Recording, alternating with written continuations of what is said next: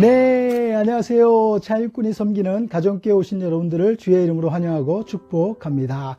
오늘도 하나님의 말씀으로 큰 은혜 받는 귀한 시간 될 수 있기를 주의 이름으로 축복합니다. 오늘 말씀은요, 로마서 11장 1절에서 5절까지 말씀입니다. 제가 봉독해 드리겠습니다. 그러므로 내가 말하노니 하나님이 자기 백성을 버리셨느냐? 그럴 수 없느니라. 나도 이스라엘인이요 아브라함의 씨에서 난 자요 베냐민 지파라. 하나님이 그 미리 아신 자기 백성을 버리지 아니하셨나니 너희가 성경이 엘리야를 가리켜 말한 것을 알지 못하느냐. 그가 이스라엘을 하나님께 고발하되 주여 그들이 주의 선지자들을 죽였으며 주의 제단들을 헐어 버렸고 나만 남았는데 내 목숨도 찾나이다 하니 그에게 하신 대답이 무엇이냐? 내가 나를 위하여 바알에게 무릎을 꿇지 아니한 사람 7,000명을 남겨두었다 하셨으니 그런즉 이와 같이 지금도 은혜로 택하심을 따라 남은 자가 있느니라. 아멘. 말씀의 제목은요, 구원의 기회라는 제목으로 오늘 귀한 말씀을 듣기를 소원합니다. 지난번에는요, 믿음이 어디서 오는가라는 제목으로 말씀을 들었는데요. 반드시 믿음은 들음에서 나고 그리스도의 말씀으로 온다라고 전했습니다. 그래서 오늘날도 하나님의 말씀이 선포되고 전해지고 있지만 거부하는 이스라엘처럼 믿지 않는 사람들이 많이 있다라는 이 사실을 말씀드렸는데, 이때 포기하지 아니하시는 하나님을 우리가 생각해 볼 수 있다라고 이렇게 말씀드렸습니다. 오늘은 자기 백성과 이스라엘에 대하여 구원의 기회를 주고 계신 하나님을 살펴보면서 함께 은혜를 나누기를 소원합니다. 말씀의 첫 번째로는요, 자기 백성을 버리지 아니하시는 하나님을 볼 수가 있는데 1절에 보니까 그러므로 내가 말하노니 하나님이 자기 백성을 버리셨느냐? 그럴 수 없느니라. 나도 이스라엘인이요 아브라함의 씨에서 난 자요 베냐민 지파라. 이렇게 오늘 사도 바울이 말하고 있는 줄 믿습니다. 부모가 자녀를 버리거나 잊지 않는 것처럼 하나님께서 자기 백성을 결코 버리지 않는다라는 사실입니다. 그래서 하나님께서는 택한 백성을 하나님께서는 결코 버리지 아니하시는 것을 볼 수가 있는데, 미리 아신 자기 백성을 버리지 않는다 이렇게 말씀하고 있죠. 그러니까 하나님의 백성, 미리 하나님께서 아시는 그런 자들을 버리지 아니하신다. 사도 바울은요, 자신도 그 속에 포함되어 있음을 소개하고 있는 것을 볼 수가 있는데, 한때는 열심으로 예수 믿는 사람들을 핍박하고 옥에 가두는 일을 했던 사람이 바로 사울이라는 사람이죠. 그가 사도행전 7장에 보면 스데반 집사의 순교가 나오는데, 그가 성령 충만하여, 여기 그는 스데반 집사를 말하고 있죠. 예수님이 하나님 우편에 서신 것을 보고 하늘이 열리고 인자가 하나님 우편에 서신 것을 보노라 이렇게 말할 때에 그들이 큰 소리를 지르며 귀를 막고 일제히 스데반에게 달려들어 돌로 치는 것을 볼 수가 있습니다. 바로 그곳에 있던 사람이 바로 사울이라는 사람이다 라는 사실을 볼 수가 있는데, 사도행전 8장 1절에도 보면요, 사울은 그가 죽임을, 그는 여기 스데반 집사죠, 그가 죽임 당함을 마땅히 여기더라 했습니다. 그러니까 죽는 것이 당연하다라는 사실을 그가 이야기할 정도로 예수 믿는 사람을 핍박했다라는 사실을 볼 수가 있습니다. 이와 같은 자신을 예수님께서 끝까지 버리지 아니하시고 만나 주셔서 그가 하나님의 일꾼으로 온전히 세움받게 된 것을 볼 수가 있습니다. 그래서 자신의 예를 들어 하나님께서 결코 자기 백성을 버리지 않으셨다라는 이 확신을 가지고 있는 사람, 바로 사울이라는 사람인 것을 볼 수가 있습니다. 교회를 핍박하고 남녀 성도들을 옥에 가두었던 일을 했던 자신을 다시 불러주셨다라는 이 사실을 누구보다도 자신이 경험했던 사건의 일이다라는 이 사실입니다. 그래서 구원 받을 수 없는 자신을 생각해 볼 때 이 구원의 은혜는 하나님의 전적인 은혜였다라는 이 사실을 그가 고백하게 되는 것입니다. 이스라엘 역시 언제든지 하나님의 구원을 받을 수 있는 그런 사람들입니다. 아직 예수님을 믿지 않고 핍박하고 있는 사람들이라 할지라도 하나님께서는 그들을 결코 버리지 아니하셨다라는 사실을 볼 수가 있습니다. 예수 믿기 전에 핍박했던 사람이 예수 믿고 나면 더 예수님을 잘 믿는 것을 볼 수가 있죠. 어떻게 보면 죄 많은 곳에 은혜가 많다라는 이 말씀이 적용되는 그런 말씀이다라는 사실을 볼 수가 있습니다. 죄를 그만큼 많이 깨닫고 나면 하나님의 은혜가, 구원하신 은혜가 더 크고 더 열심으로 하나님을 섬기게 되는 줄 믿습니다. 하나님의 마음은 아들이 돌아오기를 바라는 그런 아버지의 마음이다라는 사실을 볼 수가 있습니다. 그래서 언제나 하나님께 돌아오기를 원하시는 하나님을 우리가 볼 수가 있습니다. 그분은 살아계신 하나님이시고 또 오늘날도 역사하시는 하나님이시다라는 사실을 우리가 볼 수가 있는데, 사도 바울은요, 자신은 이스라엘 족속이요, 또 아브라함의 씨요, 베냐민 지파다 이렇게 얘기하고 있죠.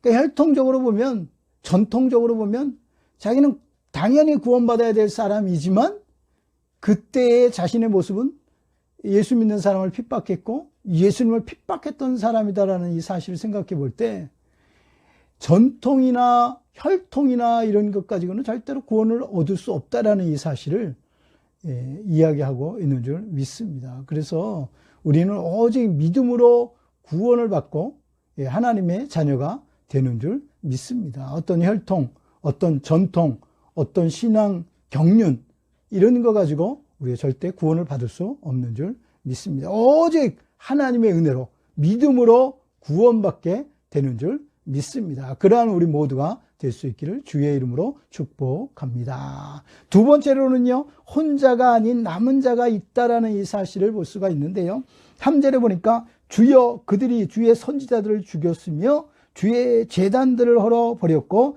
나만 남았는데 내 목숨도 찾나이다, 이렇게 고백하고 있죠. 가장 나약한 모습의 엘리야의 모습을 우리가 성경 속에서 볼 수가 있는데, 한때는 갈멜산에서 바알의 선지자 450명과 아세라 선지자 400명과의 갈멜산의 대결을 벌여서 불을 내리게 한 선지자가 바로 엘리야입니다. 이 엄청난 일을 행했던 사람이 엘리야인데, 그러나 열왕기상 19장 1절에 보면 아합이 엘리야가 행한 모든 일과 그가 행한 모든 선지자를 칼로 죽였는지를 그 아내 이세벨에게 말하게 됩니다. 그때 이 이세벨이 사신을 엘리야에게 보내요.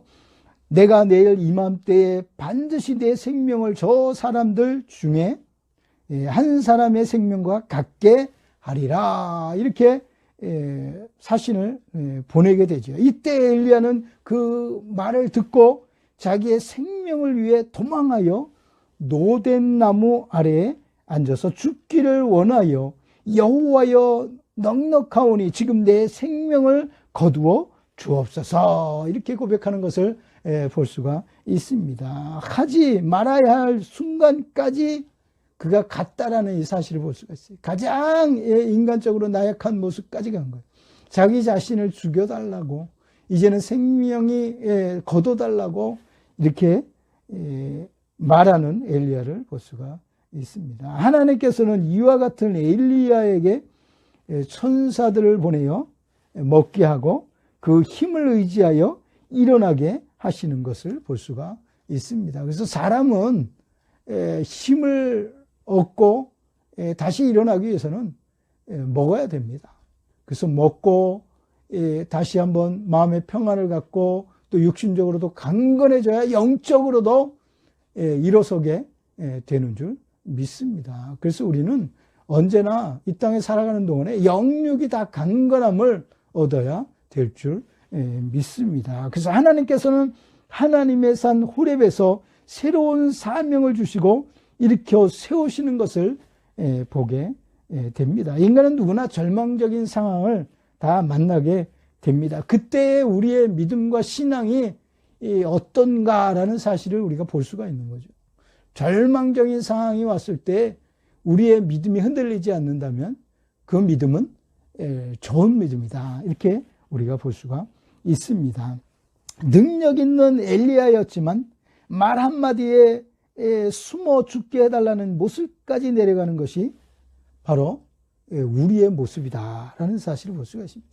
우리의 자신의 목숨을 위해서는 우리가 주를 위해서 죽기를 각오했지만 막상 죽음의 순간이 오면 예수님을 부인하는 우리의 모습도 볼 수가 있는 것입니다. 그래서 우리는 예수님을 부인하지 않는 그런 신앙을 가져야 될 줄 믿습니다. 지금 나의 모습이 이와 같지는 않는지 한번 생각해 봐야 돼요. 정말 나도 그런 순간이 되면 부인하지 않을까 장담할 수 없습니다. 절대적인 절망적인 상황이 오면 우리도 신앙보다는 하나님보다는 내 생각과 내 판단이 더 앞설 때가 많은 것을 볼 수가 있는 것입니다. 엘리야의 외침이 무엇입니까? 나만 나이다. 내 목숨도 찾나이다. 자기 목숨에 급급한 그런 엘리야의 모습을 볼 수가 있지 않습니까? 두려움과 어둠에 가득 찬 모습. 이게 엘리야의 모습이에요. 이때 하나님께서 내가 나를 위하여 바알에게 무릎을 꿇지 아니한 사람 7,000명을 남기셨다. 이렇게 말씀하고 있죠. 새로운 희망을 말씀하고 있는 것을 볼 수가 있습니다. 남은 자가 누구입니까? 하나님의 돌보심 가운데 있는 사람들이다라는 사실을 볼 수가 있어요. 또한 하나님의 나라의 일꾼으로 쓰임받을 사람들을 말씀하고 있다라는 사실을 볼 수가 있습니다. 그러니까 남은 자는 하나님이 돌보시고 하나님의 일꾼으로 사용될 사람이다라는 사실을 우리가 이 말씀 속에서 볼 수가 있습니다. 그런 자를 하나님께서 남겨두셨다라는 사실을 볼 수가 있어요.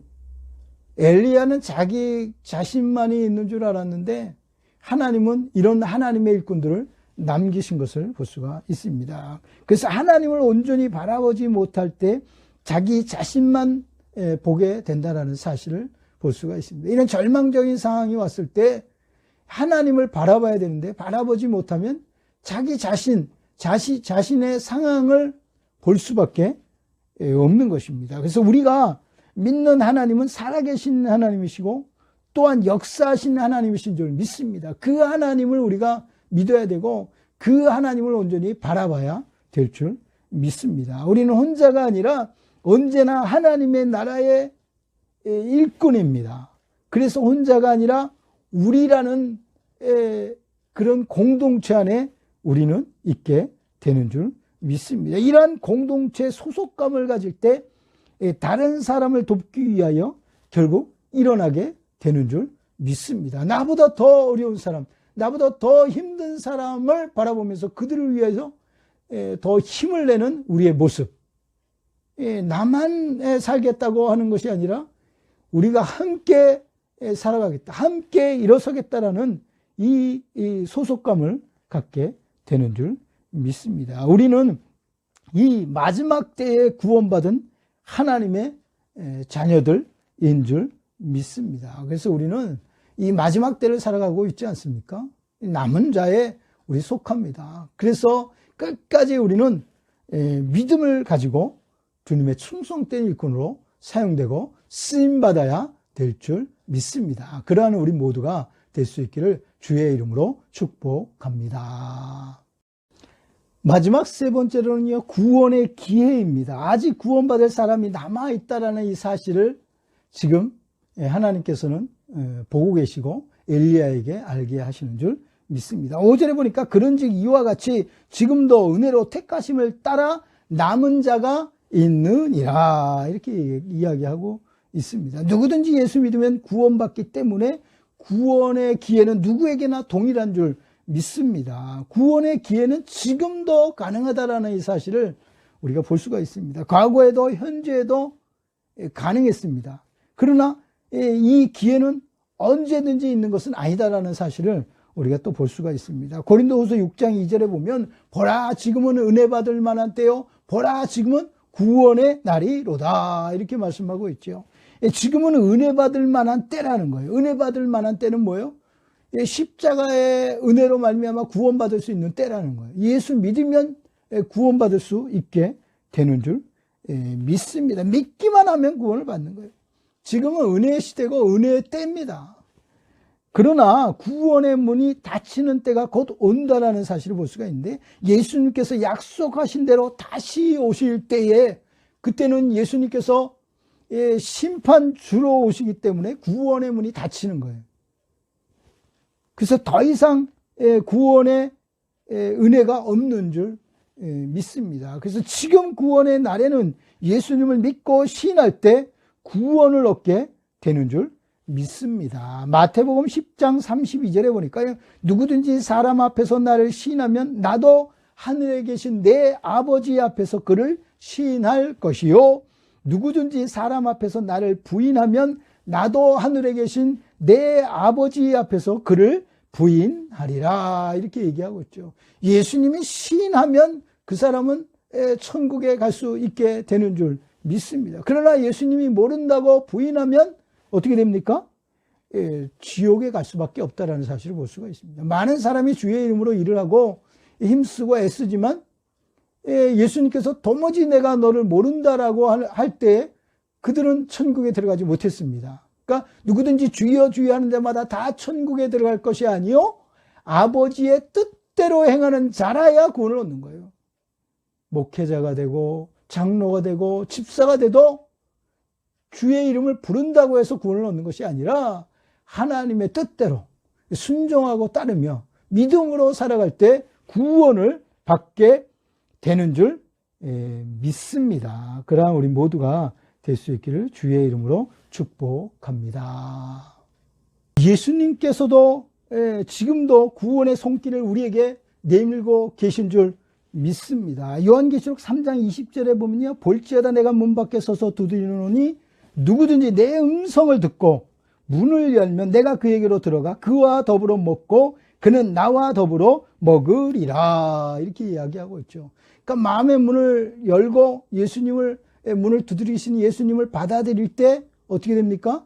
그 예수님과 함께 하게 된다라는 이 사실을 말씀하고 있는 줄 믿습니다. 그래서 예수님께서 두드리시는 것은 우리 사람들의 마음의 문인 줄 믿습니다. 이 문을 우리가 열어야 되는 거예요. 꼭 닫고 있는 그 문을 열어 예수님을 영접하면 예수님은 우리와 함께 해 주시는 줄 믿습니다. 그러니까 이 마음의 문을 여는 것이 그만큼 어려워요. 로마서 10장 10절에 보면 사람이 마음으로 믿어 의에 이르고 입으로 신하여 구원에 이르느니라 이렇게 얘기하고 있죠. 우리의 마음의 문을 열고 예수님을 맞이할 때 구원을 받는 거예요. 예수님과 함께 할 수 있게 되는 줄 믿습니다. 사람이 마음으로 믿어 의에 이른다라는 거예요. 마음을 연다는 거예요. 문을 두드리시는 예수님을 생각할 때 그 예수님을 바라보면서 마음의 문을 여는 겁니다. 교회에 처음 가면 마음의 문을 열기가 어렵죠. 그러나 자꾸 하나님의 말씀을 듣고 나면 마음의 문이 열립니다. 마음의 평안이 오고 예수님이 살아계신 분인 것을 알게 돼서 마음의 문을 열면 입으로 이제 나중에 예수님을 경험하고 체험하고 나면 시인하게 되고 고백하게 되고 예수님은 나의 구주이시다라는 이 사실을 우리가 고백하게 되는 줄 믿습니다. 그래서 구원의 기회는요, 구원받는 우리에게는 은혜이다라는 사실이에요. 우리도 그 때문에 구원의 기회 때문에 구원을 받은 거예요. 또한 복음을 우리가 전할 때에도 은혜로 택함 받은 남은 자가 아직 있다라는 이 사실을 우리가 잊어버려서는 안 되는 거예요. 우리도 마찬가지고 또 앞으로 구원받아야 될 사람들도 이 은혜로 말미암아 구원을 받게 되는 줄 믿습니다. 우리만 구원받는 것이 다가 아니라는 거예요. 아직 하나님께서 남겨주신 남은 자가 있다라는 거예요. 그 남은 자들을 주께로 인도해야 될 줄 믿습니다. 그래서 아직 믿지 않는 자 중에 구원받을 사람이 남아있다라는 것, 그들이 누구인지 우리가 모르기 때문에 우리는 구별과 차별이 없이 복음을 전하는 사명을 다해야 될 줄 믿습니다. 우리 인간적인 생각으로 구별하고 차별하는 경우가 얼마나 많습니까? 그렇게 해서는 안 된다는 거예요. 구원받을 사람이 누구인지 알 수 없어요. 우리는 알 수 없어요. 그러나 하나님은 구별하신 자를 하나님께서는 구원하시는 줄 믿습니다. 그 사람이 누구인지 모르기 때문에 우리는 누구에게나 주의 복음을 전해서 그들이 주께로 돌아오게 해야 될 줄 믿습니다. 또한은 우리가 구원의 기회가 아직 열려 있다라는 이 사실을 만백성에게 알려야 되는 거예요. 우리의 가까이 있는 사람, 이웃들, 또 가족들에게도 이 사실을 알려서 아직 믿지 않는 가족들이 있다면, 아직까지 믿지 않는 이웃들이 있다면 그들을 주께로 인도해야 될 줄 믿습니다. 이러한 사명이 우리에게 남아있다는 이 사실을 우리가 깨닫는 것, 이것은 엄청난 은혜인 줄 믿습니다. 이러한 사명을 가지고 하루하루를 승리해가는 우리 모두가 될 수 있기를 주의 이름으로 축복합니다. 오늘 말씀을 통해서 우리가 깨달을 수 있는 것은요, 시대적인 사명이 우리에게 아직 남아있다는 이 사실을 우리에게 알려주고 계신 거예요. 우리 지금 끝난 게 아닙니다. 우리는 이 땅에 살아가는 동안에 시대적인 사명을 끝까지 최선을 다하여 감당해야 될 줄 믿습니다. 주님 오실 때까지 우리는 이 사명을 감당하여 하나님께 영광 돌리는 우리 모두가 될 수 있기를 주의 이름으로 축복합니다. 기도하겠습니다. 참 좋으신 하나님 감사합니다. 오늘 귀한 말씀을 통하여 우리가 죄와의 가장 연약할 때도 하나님 우리를 도우셨고 우리와 함께해 주시는 줄 믿습니다. 오늘 죄의 엘리야를 보면서 우리 자신도 다시 한번 아버지 하나님 힘을 낼 수 있게 하시고 또 강건하게 하시고 영적으로 육적으로 강건하여서 하나님의 귀한 도구로 사용되고 쓰임받을 수 있도록 축복하여 주옵소서. 하나님은 결코 우리를 버리지 아니하신다라는 이 말씀을 우리가 마음에 새기고 이 세상 살아갈 동안에 혼자가 아니라 우리 하나님이 우리와 함께 하시고 또 죄와 연대로 아버지는 연합된 공동체를 통하여 협력하여 선을 이루고 또 다른 사람을 돕는 일에 우리가 힘쓰고 아버지 사용될 수 있도록 우리 모두를